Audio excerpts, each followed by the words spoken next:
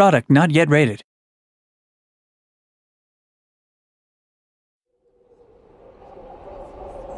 I'm the creative director for Dead Space 3. And I'm the senior audio artist on Dead Space 3. We're going to take a look at our current single-player demo. Isaac Clarke, goddammit, give me a hand here!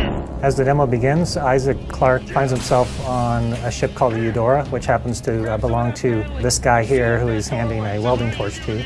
The ship has just been nearly obliterated by an attack, and now they're trying to make their way off the ship. Carver, where can I find an EVA suit? Down that way!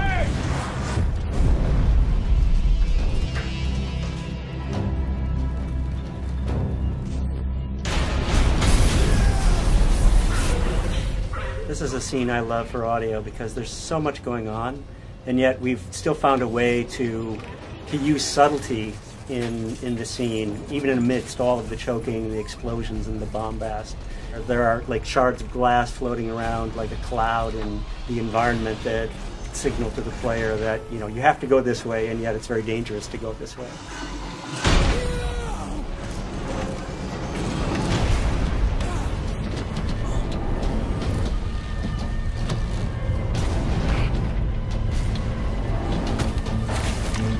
In this part, Isaac desperately is trying to get his spacesuit on in time. The clock is counting down and the ship is on fire. It's about to blow up.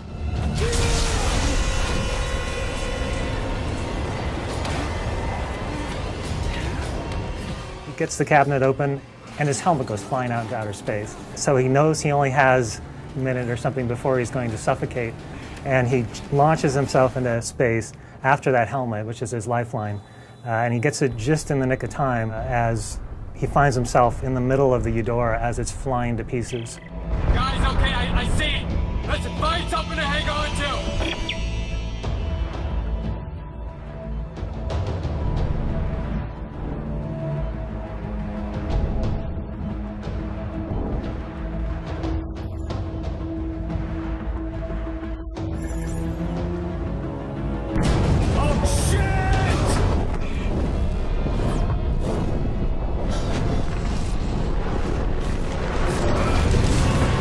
In this section, Isaac is flung out of the exploding Eudora spaceship, and he finds himself hurtling, 100 miles an hour through space as pieces of this ancient flotilla are whizzing by him. And what this did is it gave us a really excellent opportunity for introducing the next setting for Isaac in the game, which is this derelict flotilla lost a long time ago in outer space. You've got Isaac, this little insignificant guy, flying through massive pieces of ship that are just tumbling left and right. We wanted to create an intense feeling of chaos for the player, so they just can almost not comprehend how much stuff is going on around them. And they're freaking out about which way they have to go, left or right, and as they're going, they're just seeing pieces of ancient history tumbling by. And very much so is kind of like the evolution of the Halo jump that we did in Dead Space 2 as well. I mean, sonically and gameplay-wise, there's so much going on.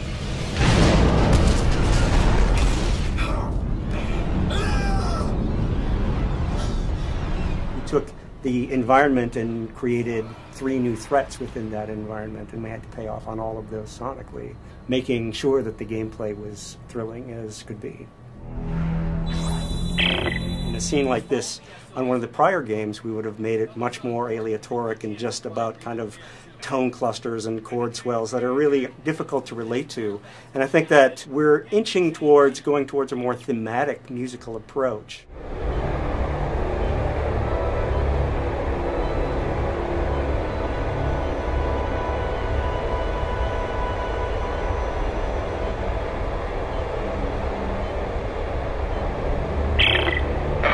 Looks like the power's out everywhere. There's no way to activate the cargo doors. What about that door? It's got a manual crank. No, he's right. I'll see if I can get inside.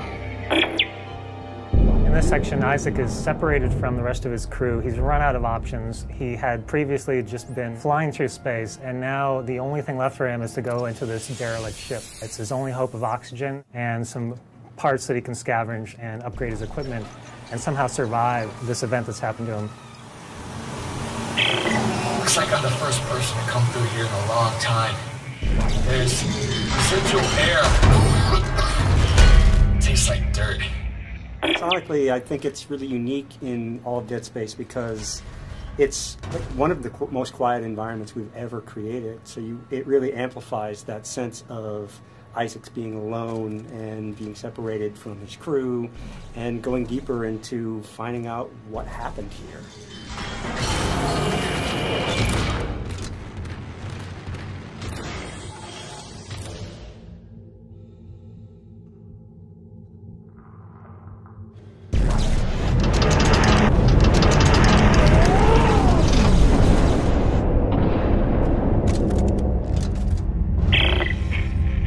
Hard to breathe, sir.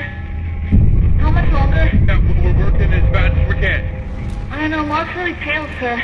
I can't stop the bleeding. Shit. Hey, Isaac, okay, meet me at the door. I can let you in from this side.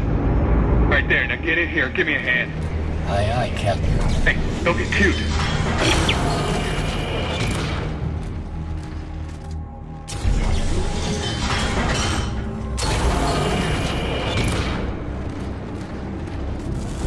Isaac, Ellie's SOS is coming from deeper inside this ship, but I can't leave Rosen and Locke. Send me the coordinates. I'll go check it out. Here you go. Hey, don't stray too far. That's an order.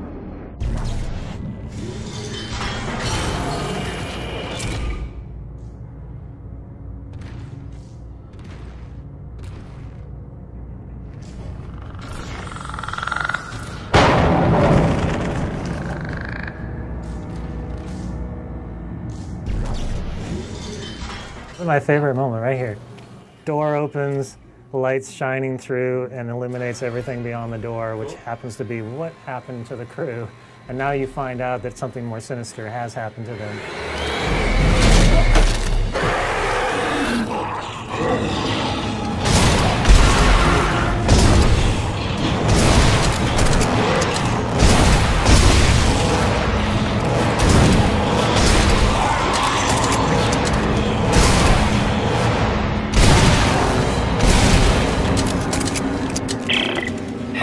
Holy shit! What? What is it? What's going on? I just got jumped by what's left of the crew. What? No one could have survived out here for that long. They didn't survive. They got turned into those things. What? Okay, what do we do? You keep your weapon ready, and you stay the hell away from the ventilation ducts. If they get close, shoot for the limbs. You got that? I said you got that! Yeah, okay. One thing that I think is really interesting about the Necromorphs this time out is that they've been made out of these 200-year-old mummified corpses. So as you're going through the ship, you find these kind of crusty, crackling, strange aberrations that have been turned into necromorphs from a long, long time ago. It's just a really interesting way to see what the necromorph infection would do to a mummy.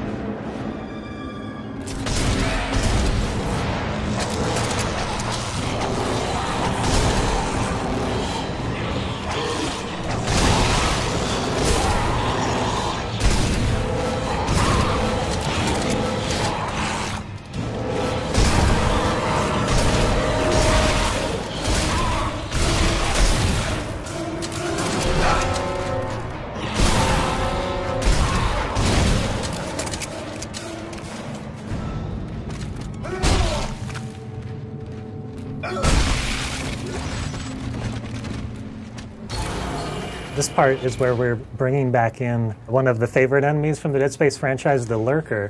But in Dead Space 3, it was important to reimagine them into something different. So what we did is we made it based off of a dog rather than a child, what the original one was.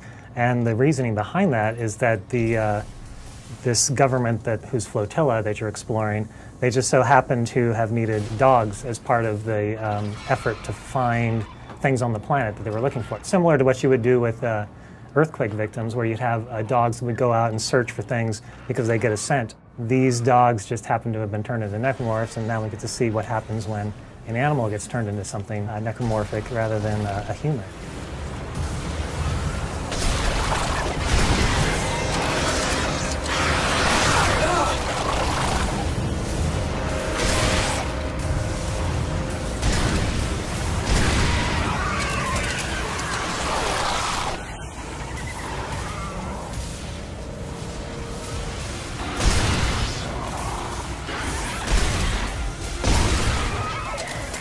We're going to skip ahead to our favorite part of the demo, the generator room. There's a lot going on in here. It's a big spectacle. Let us know what you think.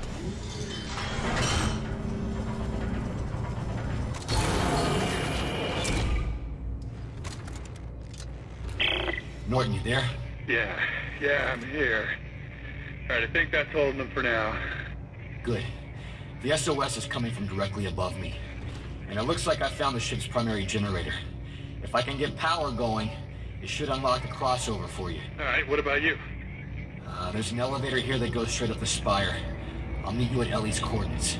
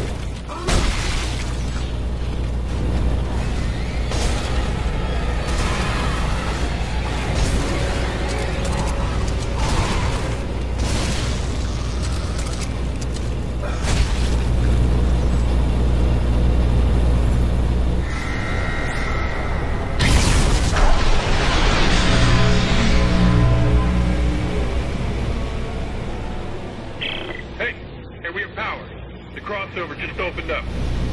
Welcome.